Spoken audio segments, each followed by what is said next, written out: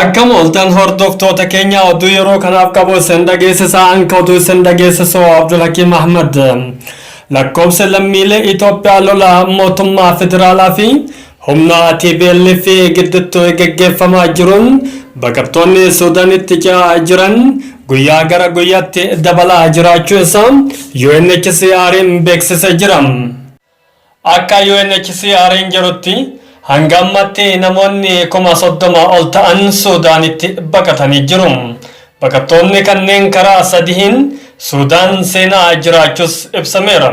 Baay'inaan amma qubatanii kan jiran ammoo naannoo Kasalaa fi Hamdaayaa jedhamutti jedhameera. Ergaa sadaasa 10 as guyyatti giddugaleessaan namoonni 4,000 ol kan ta'an gara Suudaanitti dhiyeessaa akka jiran UNHCR'n gabaasee jira. Baqattoota kana keessa lakkoofsi daa'immanii illee akka baay'atu himamee jira.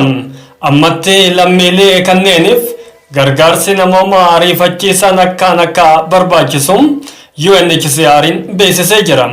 Maddi oduu keenyaa OBS ta'us asumaan isin hubachiifna. Hanga oduu birootiin walitti deebinutti nagaan nu tura.